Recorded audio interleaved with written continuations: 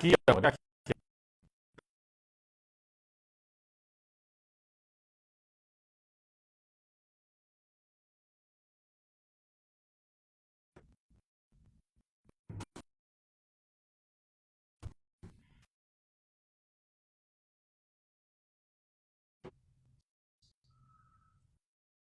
Ideia do que aconteceu, gente.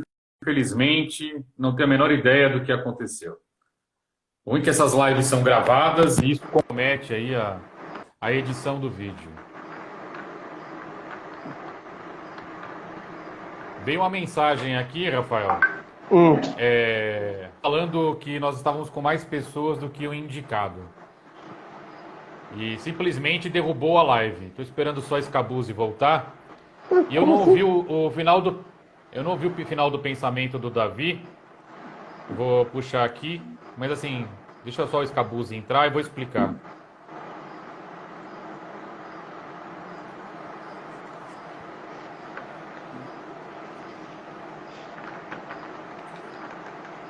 Bom, então a nossa live foi interrompida. O Instagram unilateralmente veio aqui, derrubou a live, dizendo que havia alguma coisa irregular na live, pessoas a mais do que o autorizado. Nós vamos seguir com a live. O Davi estava falando sobre... nós temos aí 4 jogadores com alto salário no meio campo, que é Felipe Melo, 800 mil, Zé Rafael, 600 mil, Diego Barbosa, entre 500 e 600 mil, e Matheus Fernandes com 700 mil. E a gente não tem um centroavante, o Palmeiras não contrata um camisa 10, não se contrata um lateral direito, apesar que, como eu falei já há 30 e poucos dias atrás, o Giovanni Gonzalez está vindo e agora estão voltando a tocar nesse assunto. E dentro desse contexto, o Davi estava falando sobre o que ele pensa a respeito dessa questão do meio campo, essa parte financeira. Como é que você vê isso, Davi? Você pode recomeçar teu pensamento e eu vou finalizar e passar para o próximo tema. Eu tinha um pensamento, o Rafael me corrigiu.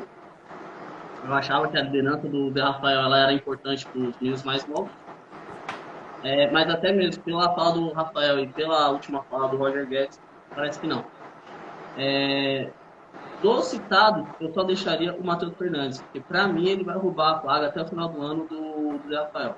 Ele era camisa 10 no Botafogo. O Barcelona não serve como título de comparação, né? Mas veio, levou ele, dispensou. E a questão maior que eu falo dos meninos da base é cabeça. O menino da base precisa ser desenvolvido psicologicamente, alguma coisa da cabeça deles. Porque tem algum comportamento que não pode ser tolerado. Se a gente pegar o Gabriel Menino mesmo, depois que ele foi convocado para a seleção, nunca mais ele jogou aquele futebol que ele vinha jogando. Bom, eu vou começar pelo Matheus Fernandes. Eu penso que é muito dinheiro para todos esses jogadores como volante. Se tem uma posição que o Palmeiras tem que formar na base, é volante. O Palmeiras obrigatoriamente tem que formar volante na base. É uma função que requer menos técnica e você tem mais condição. O jogador brasileiro, ele já nasce com essa habilidade. E marcar não é que não seja uma qualidade, mas é a que você tem a condição de você aprender a fazer. Então, dentro desse contexto, eu acho que o local onde você menos tem que investir dinheiro em contratação são nos volantes. Depois nos zagueiros, depois laterais.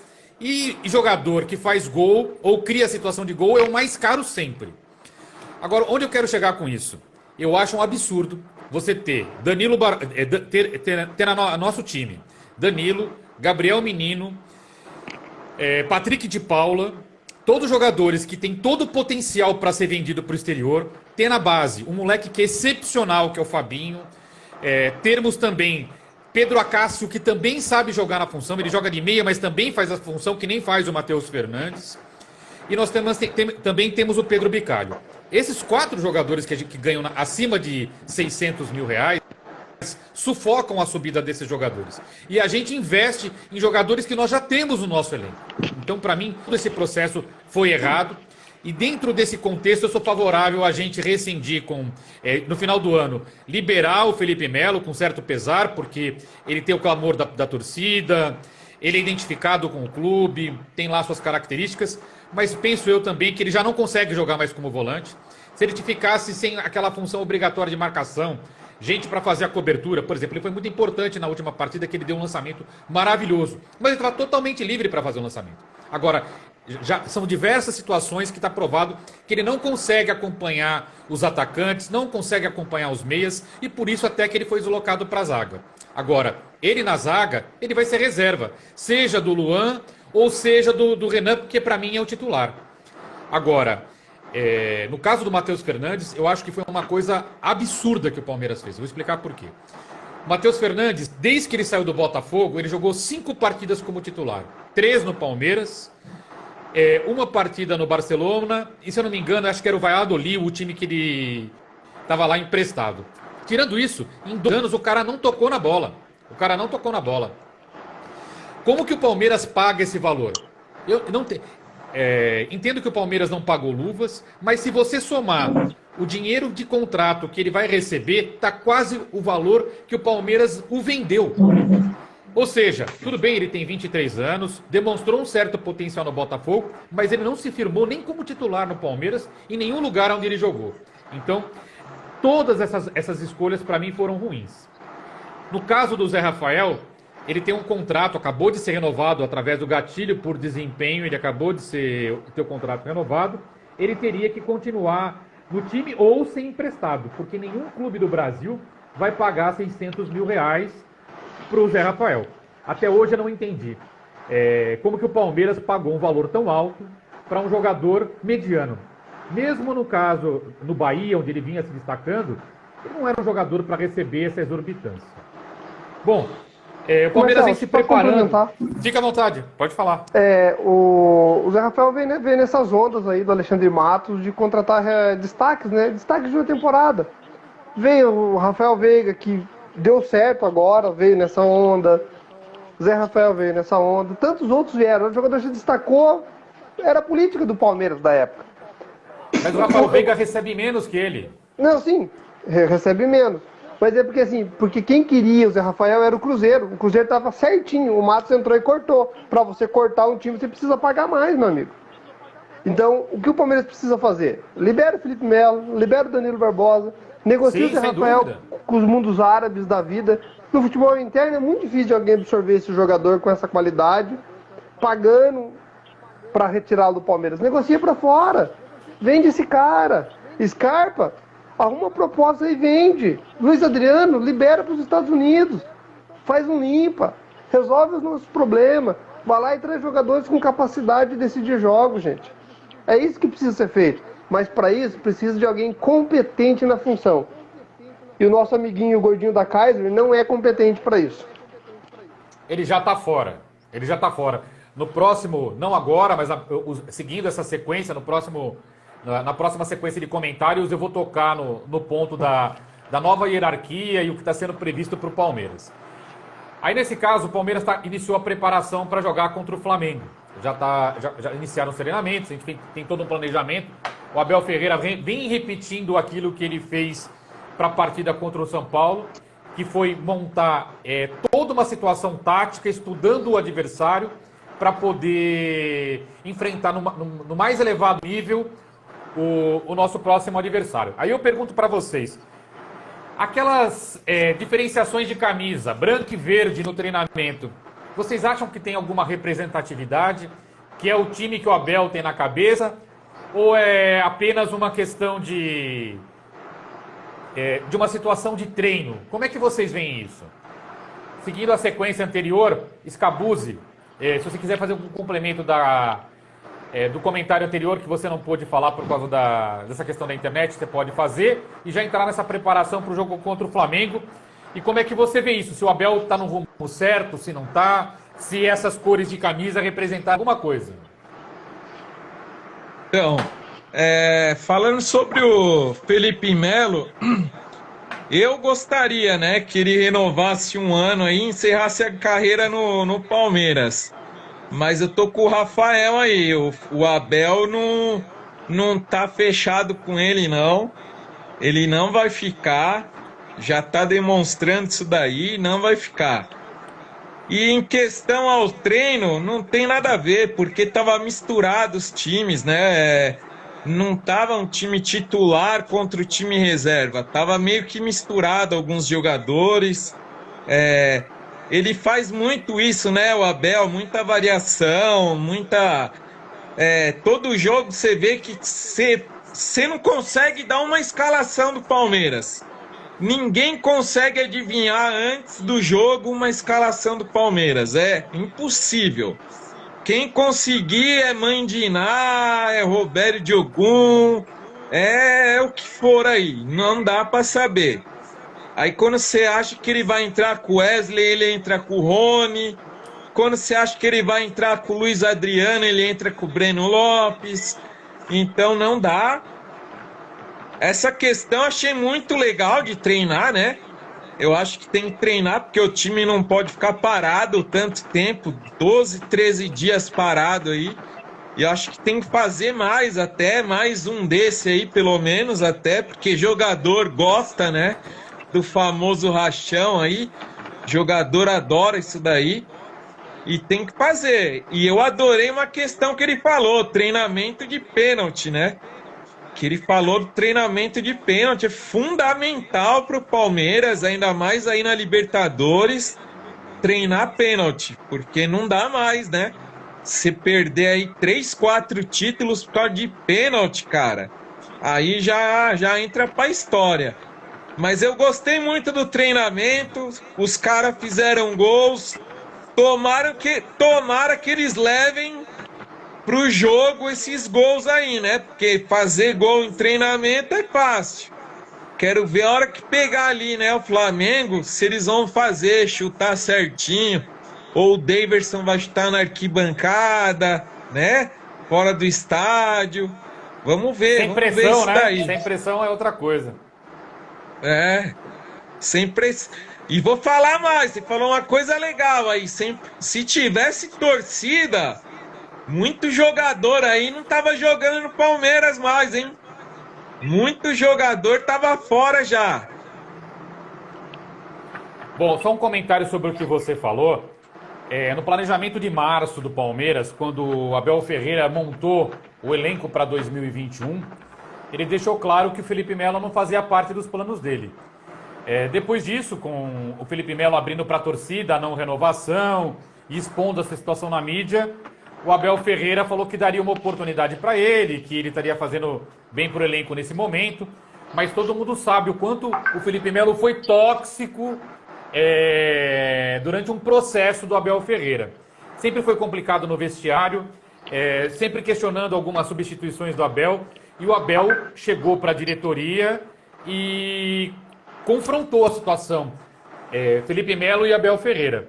E é por isso que naquele momento ele não queria de maneira nenhuma mais o Felipe Melo no elenco. Depois disso, não sei se houve um entendimento entre as partes ou não, mas o Felipe Melo acabou se desentendendo com o Gagliotti e depois com o Anderson Barros. E aí foi a última pisada de bola e não tem o que fazer. E nessa eu coloco na conta do Felipe Melo, que ele não tinha que ter exposto essa situação a público, chantageando a diretoria com a torcida. Porque a torcida adora o Felipe Melo, o simbolismo dele, e entendo o quanto o torcedor gosta, porque a gente quer ver jogador que se entregue dentro de campo, que brigue com o adversário, que lute por cada bola, e ele é esse personagem.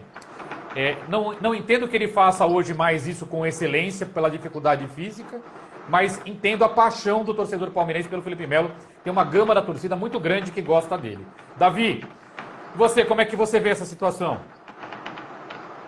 Gostei muito de um dos ataques, que foi o Daverson, o Rony, Dudu e o Wesley. Mostra que o Luiz Adriano, se entrar contra o Flamengo, vai entrar para o jogo começar. Eu queria ver o Luiz Adriano no lugar do Daverson, porque ele tem uma inteligência de ocupar o espaço vazio. O Daverson ele tenta passar no meio dos jogadores. E nesse mesmo time, o Matheus Fernandes estava jogando do lado do Patrick de Paula. Então mostra aí também que pode ter uma alteração aí no meio. E tem que criar pênalti, né? Não temos como fugir dos pênaltis, né, Davi? Isso é uma coisa que o Palmeiras já vem treinando, já foi até aberto a público que o Palmeiras vem fazendo treinamento, porque aí já seria negligência, imprudência, a gente não poderia entrar nessa situação, visto quantos campeonatos nós perdemos, quantos pênaltis perdemos por causa de não estar conseguindo bater pênaltis corretamente. Então, essa é uma coisa que a gente não tem que discutir. Agora, eu também não entendi que essa distribuição de camisas vai definir alguma coisa para o jogo. Mas eu tô com você, Davi, no que você falou. Dudu, Wesley e Rony deve ser o ataque que deve iniciar. E com aquela mesma formação. Eu vou só discordar de uma coisa que o Scabuzzi falou. Nos últimos jogos, o Abel Ferreira tem sido pragmático. Ele vem tentando repetir a mesma formação. É por isso que ele vem insistindo com o Renan na zaga. E ele vem repetindo a escalação justamente porque eu acho que ele encontrou na cabeça dele o time ideal. E é por isso que eu também aposto nesse ataque para tanto a repetição da defesa e o ataque que o Davi falou. Porque eu acho que é assim que ele encontrou a melhor forma de jogar. Por isso que o Scarpa está no banco. E é por isso que o Dudu está jogando de 10 e não de atacante, como muita gente acha. O Renan não está jogando de lateral, está jogando de zagueiro, como muita gente já acha. A gente acaba tendo um misto lá de um 3-5-1-2 e um 3-4-3 variando durante a partida. Mas assim, não podemos esperar algo diferente dele. Então eu acho que ele vai repetir essa escalação, não só nessa partida, como daqui para frente. Não acredito que Matheus Fernandes entre, outros jogadores que não estavam sendo escalados. Eu tenho uma pequena esperança em relação ao Luiz Adriano. Penso que o Luiz Adriano ainda pode estar entrando. Pode falar, pode entrar. Não, eu queria falar só que ele mudou sim. O Wesley não jogou o Wesley, né? Na última partida aí. Ele entrou com... Eu esqueci o nome do cara, mas não entrou com Wesley, Rony e Dudu. Ele sempre dá aquela mudada. Ele muda sim, Marcelão. Não dá para acreditar que ele não muda, não. Eu não cravo um time dele. O que eu quero dizer, a gente não vai repetir os 11 jogadores nunca, até pela dinâmica do futebol. Mas assim, o esquema tático e as opções defensivas e ofensivas estão definidas. Você pode ver que vai jogar sempre Zé Rafael e Danilo, vai jogar na zaga Luan, Gustavo Gomes e Renan. Esse time já está definido. Lá na frente pode mudar uma peça ou outra, ou no meio. Aí tem as questões que a gente acaba não tendo acesso, que são de condição física e outros problemas. Mas que o Wesley é o titular, eu não tenho dúvida nesse momento que o Wesley é o titular. Agora, Luiz Adriano vem subindo de rendimento nos treinamentos. Se ele aparecer de centroavante e o Rony aparecer pela direita, eu não vou ficar surpreso. Eu acho que isso é possível de acontecer. Isso vendo exatamente esses treinamentos. Então, se tiver uma surpresa, para mim vai estar nesse ponto. Não vai ser o Breno Lopes, que entrou na outra partida, né? Porque acho que era o Breno Lopes que você queria citar, porque entrou como titular no lugar do Wesley, isso. Né? Isso. Cara, o pessoal tá falando aqui comigo, me chamando aqui no WhatsApp, pra gente falar. Eu não queria mais falar sobre especulação. Fiz uma brincadeira semana passada da gente subir uma hashtag do Pastore, mas é uma vergonha, cara. A gente chega a um ponto que parece que a gente fica mendigando o jogador para um dirigente que não tá nem aí pra hora do Brasil, sabe? Então, mas assim, hoje repercutiu nas redes sociais, Ribéry no Palmeiras, e estão falando do Giovanni Gonzalez, estão falando do Bustos, do Independente. E assim, a gente não tem que deixar de atender o pessoal do chat, o pessoal aqui do WhatsApp, é bastante gente perguntando. A gente tem certeza que todo mundo tem o mesmo ponto de vista, mas em respeito à pergunta, eu vou passar a vocês aí o posicionamento aí de vocês sobre essas questões. Scabuzzi. O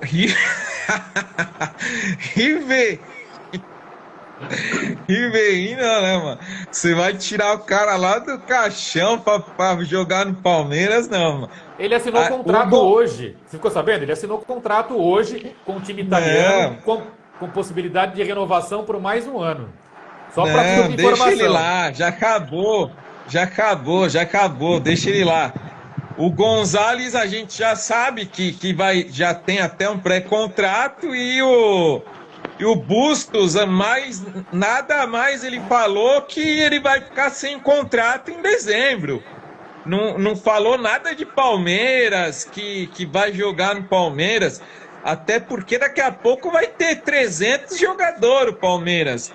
Então, assim, gente, é tudo coisa de grupo, de internet, não tem nada a ver isso daí.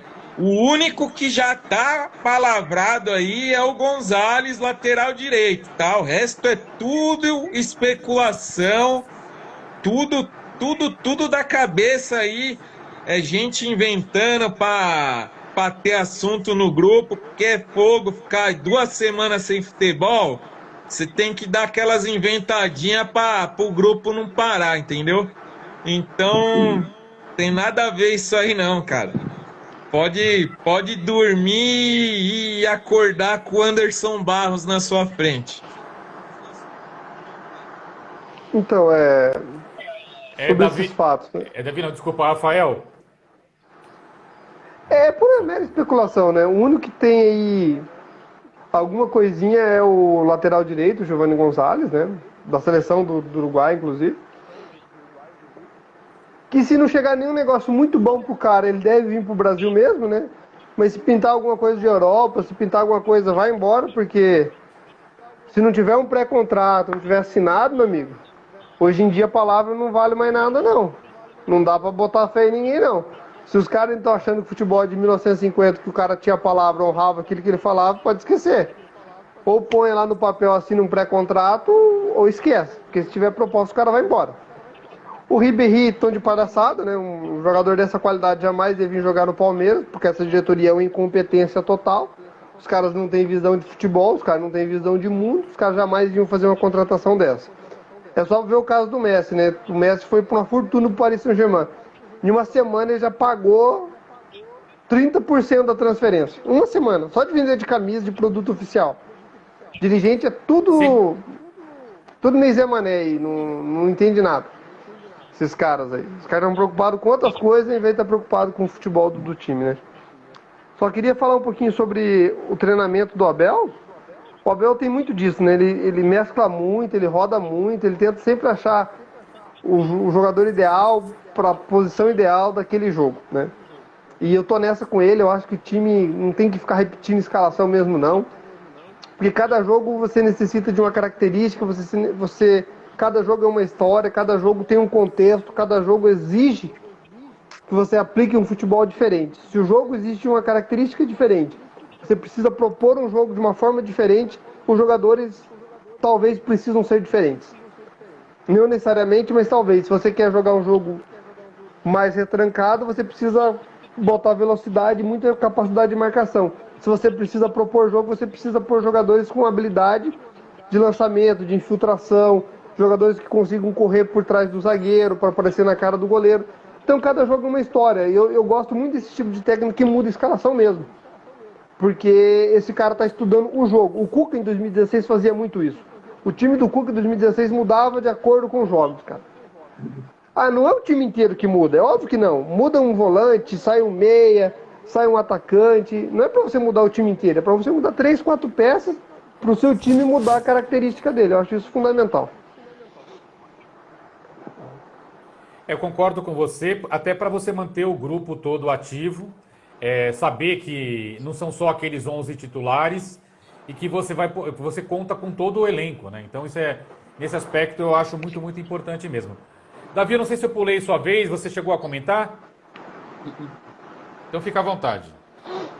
Sobre o mercado, né? Falar de contratação esse ano não é legal mais. Eu não consigo mais, não desce mais. Você vê o que você deixou passar. E muito por conta que eu acho que o Palmeiras vem há muito tempo inflacionando o mercado. Eu comentei com você que eu tenho uma leitura que na lateral direita vai acontecer a mesma coisa que na lateral esquerda. Eu acho que o ano que vem 2 laterais direitos. Até mesmo o Gonzalez e o Guto pode ser, porque um está sem contrato, o outro está meio que palavrado. Só queria complementar uma coisa que o Rafael falou e eu jogo muito nos grupos.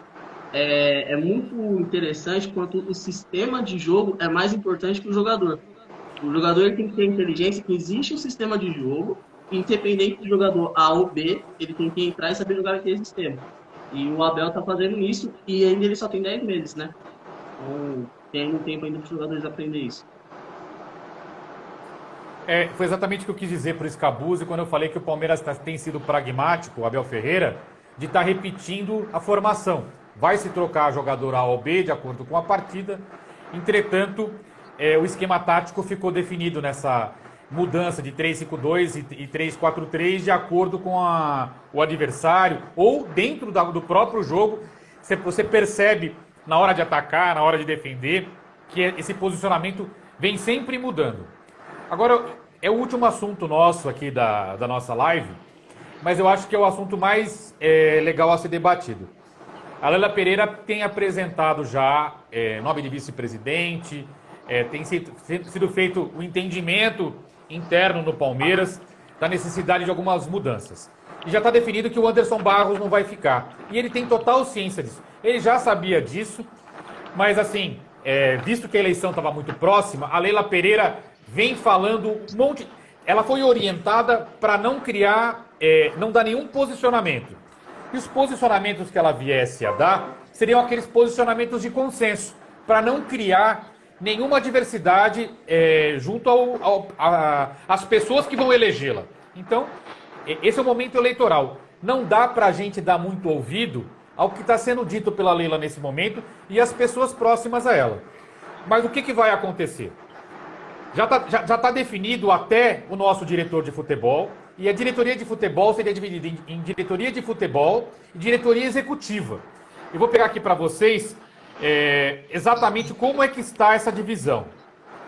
Então, o diretor de futebol, só um minutinho que eu vou pegar aqui, eles estão trazendo o Grossi, o argentino que está no Internacional, para ser o nosso diretor executivo. O João Paulo, que é o da base, ele está sendo sondado pela seleção brasileira, pelo Flamengo e diversos outros clubes, porque ele é considerado o papa da base do Brasil. O cara mais relevante da base do Brasil é considerado o João Paulo. E na verdade, ele vem coordenando quase tudo dentro do Palmeiras. Ele tem engolido o Cícero. Quem acompanha lá de perto, o Cícero é gerente de futebol e o João Paulo é subordinado a ele. Entretanto, a capacidade do João Paulo é tão bem vista e ele também não tem resistência como o Cícero tem por ser uma pessoa muito próxima ao Alexandre Matos. Então, o João Paulo está sendo escolhido e há uma unanimidade dentro da oposição, dentro da situação, que o Barros vai ser substituído por ele. Mas qual que é o ponto fraco do João Paulo? O João Paulo não é aquele cara engravatado que vai representar o Palmeiras numa entrevista, que vai representar o Palmeiras numa situação social, e algumas necessidades que são importantes também dentro da vida política de um clube, dentro das relações com a CBF, e esse tipo de atividade, onde ele vai representar o Palmeiras como entidade, e não a parte do clube em si. O scout vai estar subordinado ao João Paulo, as contratações subordinadas ao João Paulo, e vai ficar para o Grossi apenas essa outra condição, essa condição social. Eu achei interessante. Agora, isso é o que a Leila vem dizendo. O João Paulo eu sei que está certo. Agora, o Grossi sair de lá, eu já não sei se o Grossi vem para o Palmeiras. Isso é uma suposição que a mídia colocou. Eu vi isso em diversos lugares, vi no nosso palestra, vi no Palmeiras Online, vi no Lance, no Jorge Nicola. Agora, que é o caminho que é esse o caminho que o Palmeiras está tomando esse entendimento que tem. O que falta hoje para o João Paulo é essa parte mais polida para lidar com as outras entidades e representar o Palmeiras fora do clube. Scabuzzi, o que você acha do nome João Paulo? O que você acha do Grossi? Como é que você vê esse processo? Você acha que o que procede, o que não procede? O que você tem de informação? Como é que você vê isso aí? Uma porcaria. Porcaria. Já tá começando mal, nem começou, já tá começando mal. Vai entrar vai pôr duas porcaria lá, um que só mexe com base. Palmeiras é grande, já sabe o que é isso aqui, velho? Tem 20 milhões de torcedor. Que negócio de base, que cara de base, João Paulo. Deixa o cara ir pro Brasil, pro inferno. O outro também não vai vir nada. Cara, pelo amor de Deus, Leila, já que você vai entrar, mano, é Palmeiras, não é sua empresa. Não é sua empresa. Você entra e contrata jogador que presta. Ou a gente vai ter que ficar pedindo um 9 de novo o ano que vem, o ano inteiro. Vai ter que ficar pedindo um meia o ano que vem, o ano inteiro. Um lateral direito, um zagueiro. Porque só pensa na base. A base ajuda, mas não resolve. Já falei 100 vezes isso. Então já tá começando uma porcaria, pô. Arruma um diretor de futebol que preste, cara. Pô, a gente já falou aqui, era melhor o Alexandre Matos. Na minha opinião, era melhor o Alexandre Matos, tá? Porque assim, ele errou tentando acertar, errou em algumas coisas tentando acertar, trouxe jogadores bons que estão aí até hoje, tá? Que estão dando títulos pra gente até hoje. E assim, se for pra você entrar lá pra não dar nada pro Palmeiras, Leila, não entra, pô. Não entra. O seu negócio é só querer ganhar mais dinheiro. Já tá ganhando 300% em cima do Palmeiras. Agora você quer ganhar mais quanto? 500%? Agora só falta quando ela for dar entrevista, ela colar um adesivo aqui, ó. Crefisa, Crefisa, Crefisa, Crefisa. Então, mano, presta atenção. Vai atrás de um diretor de futebol